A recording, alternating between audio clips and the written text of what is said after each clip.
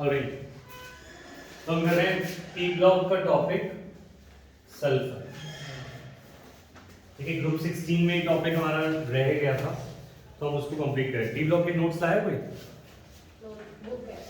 Book है।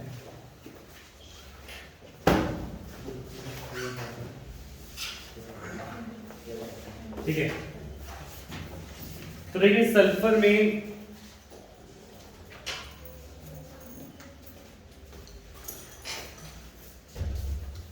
Sulphur के 3 allotropes हैं। सल्फर के कितने एलोट्रोप्स हैं? 3। सर इस पे सल्फर के वो लिखा है एलोट्रोपिक फॉर्म्स लिखा है और उसमें कंपाउंड ऑफ सल्फर पे एलोट्रोप्स ऑफ सल्फर माने व्हाट इज एलोट्रोप? एलोट्रोप का मतलब होता है different forms in which an element में एग्जिस्ट इज कॉल्ड एलोट्रोप। ठीक है, तो अगर हम बात कर रहे हैं कि सल्फर कितने डिफरेंट फॉर्म्स में एग्जिस्ट कर सकता है तो उनको हम एक ही टेबल में डाल देते हैं, उनकी प्रॉपर्टीज को भी एक में डाल देते हैं। तो sulphur form numerous allotropes of which yellow rhombic sulfur and monoclinic sulfur are most important. So there are many allotropes of sulfur of which two are more important. One is alpha sulfur, इसको हम बोलते हैं alpha sulphur, और एक है beta sulphur. तो what is the difference between alpha sulfur and beta sulfur? Alpha sulfur is yellow in color and also called yellow rhombic sulfur. इसको yellow rhombic sulfur भी बोलते हैं।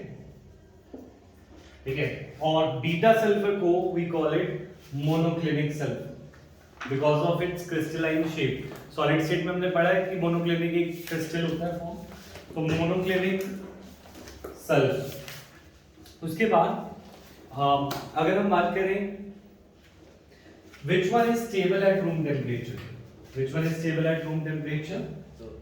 Alpha form, we are rhombic sulfur is stable at room temperature. It is stable at room temperature. ठीक है, और above stable above 359 kelvin वो कौन सा है? Beta sulphur. 359 केल्विन से ऊपर हमारा 369 के ऊपर हमारा बीटा सल्फर स्टेबल है।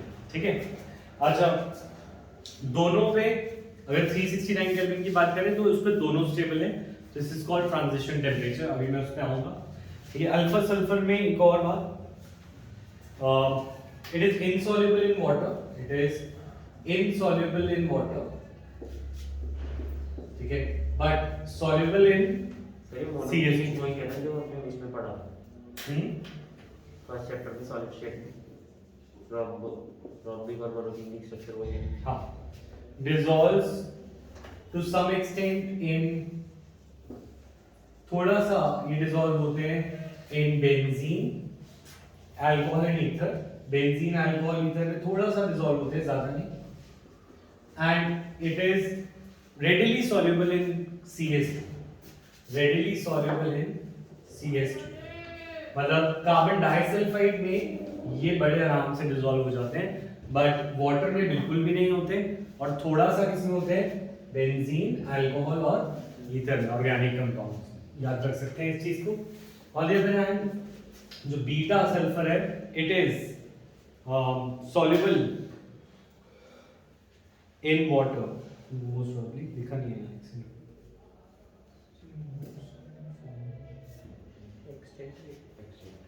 रेडिली सॉल्युबल के बाद क्या लिखा है? किसके अंदर? readily soluble in CH2, carbon disulphide. ठीक है, इस पे वाटर का नहीं लिखा, but it is again it is also soluble in CH2। ठीक है, अच्छा मेल्टिंग पॉइंट की बात करें तो दोनों का मेल्टिंग पॉइंट अलग अलग है। इसका मेल्टिंग पॉइंट है 385.8 केल्विन, ये डिजिट्स याद रखनी है। हाँ, इसका मेल्टिंग पॉइंट है 393 केल्विन। ठीक है, नेक्स्ट, अब how are alpha and beta form prepared, इसकी बात करें ठीक है। अल्फा और बीटा फॉर्म को कैसे प्रिपेयर करते हैं इसके नीचे तुम लिख सकते हो ऐसे, ठीक है। ये रब कर दूं यहाँ पे?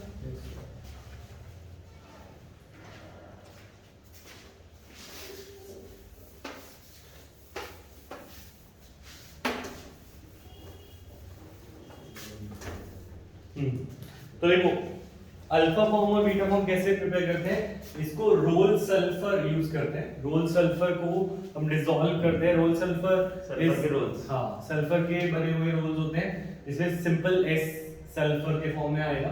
और रोल सल्फर को हम डिसॉल्व करते हैं किसमें, कार्बन डाइसल्फाइड में। तो we dissolve roll sulphur in carbon disulphide, ठीक है। एंड फिर उसको इवेपोरेट करते हैं। फिर उसको क्या करते हैं, इवेपोरेट। कार्बन डाइसल्फाइड उड़ जाएगा, लीविंग बिहाइंड हमारा alpha. Evaporate to get crystals, crystals लेने के लिए इसको इवेपोरेट, ठीक है। सिमिलरली अगर मैं बीटा सल्फर की बात करूं तो बीटा सल्फर का प्रोसेस थोड़ा अलग है। इसमें क्या करते हैं, हम लेते हैं रोम्बिक सल्फर, इसमें हम लेते हैं रोम्बिक सल्फर। रोम्बिक सल्फर को एक चाइना डिश में लेते हैं, ठीक है, और उसको मेल्ट करते हैं, melting in China dish. China dish के अंदर उसको मेल्ट करते हैं, ठीक है। और इसके ऊपर फिर उसे कूल करते हैं। फिर उसको क्या करते हैं, कूल। और कूल करने के बाद उसके ऊपर एक क्रस्ट बन जाती है। कूल करने के बाद उसके ऊपर क्या बन जाती है, क्रस्ट। इस क्रस्ट के अंदर दो होल्स कर देते हैं, क्रस्ट के अंदर दो होल्स कर देते हैं, लिक्विड सारा बाहर। हाँ। और होल करने के बाद इसमें से जो सल्फर लिक्विड नीचे होगा, इसकी क्रस्ट के नीचे जो लिक्विड होगा, क्योंकि अभी ये मेल्ट करके कूल किया गया है, तो नीचे जो लिक्विड होगा उसको पोर कर देते हैं। तो पोर दी लिक्विड आउट। लिक्विड का हमारे को काम नहीं है, पर जो इसके ऊपर जो क्रस्ट होगी उस क्रस्ट के अंदर हमारा मोनोक्लिनिक सल्फर पाया जाएगा। तो लिक्विड होता है मोनोक्लिनिक, नहीं, क्रस्ट होता है ना, क्रस्ट में वो उसके नीडल फॉर्म क्रिस्टल्स बन जाते हैं, ठीक है। तो इसके अंदर on removing the crust colourless needle shape crystals होते हैं। दीज आर कलरलेस नीडल जैसे शेप क्रिस्टल्स आर फॉर्म, ठीक है।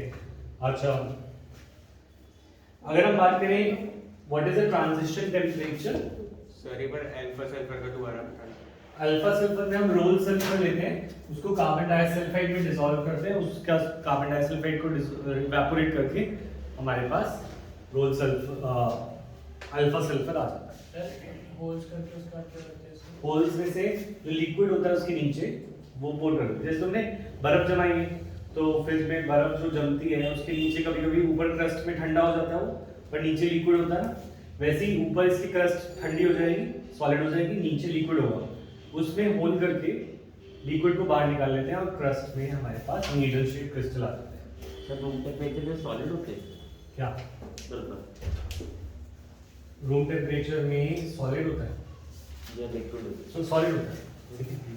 तो ट्रांजिशन टेम्परेचर की बात करते हैं। तो अगर मैं बात करूं, एक टेम्परेचर अभी हमें पता लगा है 369 केल्विन, इसके नीचे कौन स्टेबल है 369 से, हैं लो पे रोम्बिक, और इसके अबव कौन स्टेबल है, मोनोक्लिनिक। तो rhombic sulphur is stable at lower temperature and higher temperature पे मोनोक्लिनिक इज स्टेबल। तो this temperature is called transition temperature, this temperature is called transition. Sir जब रॉकेट को भी कहते हैं चाइनीज में डालते हैं मेल्ट करते हैं। चाइना डिश में पहले रोम्बिक सल्फर को मेल्ट करते हैं, पिघल गया, फिर उसे ठंडा करते हैं। ठंडा करने में ऊपर क्रस्ट बन जाती है और वो क्रस्ट में से दो होल करके लिक्विड को बाहर, ठीक है। अच्छा, ट्रांजिशन टेम्परेचर की समझ आ गया सबको, यस और नो? सर हायर के नीचे हायर के नीचे लगेगा, हायर पे मोनोक्लिनिक, यहाँ पे कौन सा स्टेबल है, मोनोक्लिनिक। ये मोनोक्लिनिक रोम्बिक इज अल्फा और मोनोक्लिनिक इज बीटा,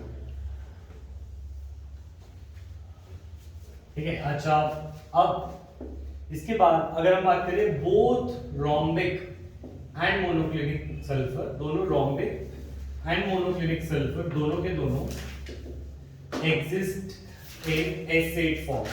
इनके अंदर सल्फर के कितने एटम से इनका एक मॉलिक्यूल बनता है? 8। सर एसिड रिंग्स होती है। हाँ, S8 की रिंग्स होती हैं, वो रिंग्स दो टाइप सर वो होती है पकड़ के हाँ, एग्जिस्ट इन S8। किस फॉर्म में एग्जिस्ट करता है? S8 के फॉर्म में। तो S8 रिंग की दो नहीं, S8 रिंग तो एक ही फॉर्म है, दैट इज विच पकड़ और क्राउन फॉर्म।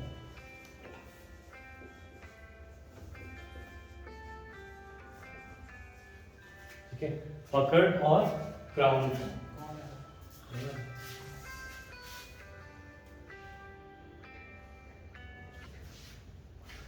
अच्छा, ये रख करें, सर S6 भी तो है। बात कर रहा हूँ, खत्म नहीं हुआ।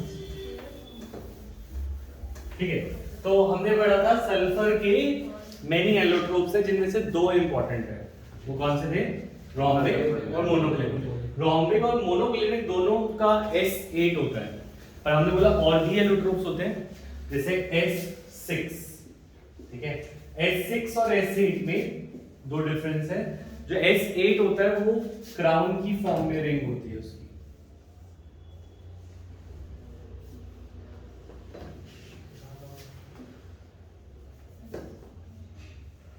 ठीक है, तो 1 2 3 4 5 6 7 8 जो सल्फर है वो पकड़ और क्राउन की फॉर्म में रहते हैं ऐसे। तो रोम्बिक भी ऐसे और मोनोक्लिनिक भी ऐसे, पर उसके और भी एलोट्रोप्स होते हैं। एक और एलोट्रोप है S6, और S6 में it has chair structure.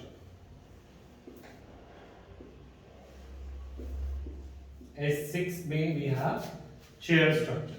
Sulphur के कितने एटम्स हैं इसमें?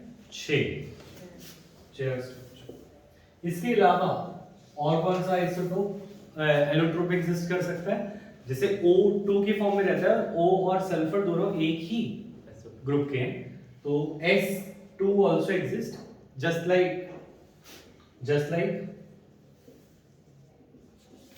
बट ये कितने टेम्परेचर पे एग्जिस्ट करता है ये भी दे रखा है। It exist at temperatures greater than 1000 kelvin. At greater than 1000 kelvin से ऊपर S2 एग्जिस्ट करता है। जैसे O2 एग्जिस्ट करता है ऐसे S2 भी कर सकता है, पर 1000 केल्विन से ऊपर। ठीक है, और ये भी सल्फर के ऑक्सीजन की तरह कैसा होगा? पैरामैग्नेटिक। कैसा होगा? क्योंकि वैलेंस इलेक्ट्रॉन तो सेम है दोनों में, तो इन दोनों में अनपेयर्ड इलेक्ट्रॉन आएंगे, both of them will be paramagnetic. ठीक है, तो अभी हमने क्या कितने एलोट्रोप्स पढ़ लिए सल्फर के? पहला रोम्बिक, मोनोक्लिनिक। ठीक है, सबसे लो टेम्परेचर पे कौन स्टेबल? रोम्बिक। 369 के ऊपर कौन स्टेबल? मोनोक्लिनिक। 1000 केल्विन पे कौन स्टेबल? S2। ठीक है, rhombic and monoclinic have what form? S8 form। S8. S8 exists in crown shape or pocket shape, and there is another allotrope S6 that occurs in chair shape.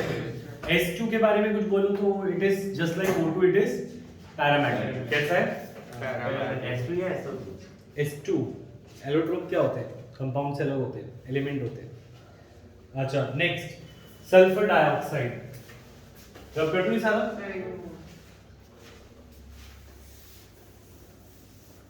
तो sulphur के compounds पे आ रहे हैं, और sulphur का पहला compound है हमारा सल्फर डाइऑक्साइड। ठीक है, SO2। सल्फर डाइऑक्साइड को बर्न, हम सल्फर को बर्न करके बना सकते हैं। सल्फर डाइऑक्साइड को कैसे बना सकते हैं? S+O2 gives SO2। सल्फेट्स, ये तो कराया था शायद। ये सर सल्फाइड्स से रिलेटेड कौन है? Sulphur dioxide. और सल्फेट से रिलेटेड कौन है? Sulphur trioxide. तो अगर हम सल्फ्यूरस एसिड H2SO3 को डिकम्पोज करें तो it will give out which gas? It will give out SO2 gas. तो it can give us H2O plus SO2। ये मैंने बताया था कि सल्फर डाइऑक्साइड को अगर मैं पानी में डालूं तो मुझे मिलता है H2SO3। अगर मैं सल्फर ट्राइऑक्साइड को पानी में डालूं तो मुझे मिलेगा H2SO4। तो अगर मैं बोलूं H2SO3, H2SO3 H2SO3 जो है रिवर्सिबल है तो ये पीछे जा सकता है, तो it can give out SO2। तो दो तरीके से हम इसको यूज कर सकते, प्रिपेयर कर सकते हैं। Burning of sulphur, first preparation क्या है, burning of sulphur and sulphate से या सल्फाइड से, सल्फाइड्स का एसिडिक बिहेवियर से भी, मतलब सल्फाइड यानी सोडियम सल्फाइड, मैग्नीशियम सल्फाइड, उन सॉल्ट को एसिड से रिएक्ट करो then it can give us H2O and SO2 and the salt, ठीक है। या फिर सल्फ्यूरस एसिड खुद भी डिकम्पोज होकर क्या बना सकता है, SO2। क्लियर है पॉइंट, ठीक है। इसके आगे सल्फर मैंने करा रखा है वीडियोस में, ठीक है। सल्फर डाइऑक्साइड भी करा रखा है, सल्फर ट्राइऑक्साइड भी, बस हमारा सल्फर रहता था वो मैंने कंप्लीट किया, ठीक है। बाकी तुम वीडियो के साथ उस टाइम करोगे। अब हम एक बार सॉल्यूशन का थ्योरी करते हैं, ठीक है। As your probes, ideal, non ideal.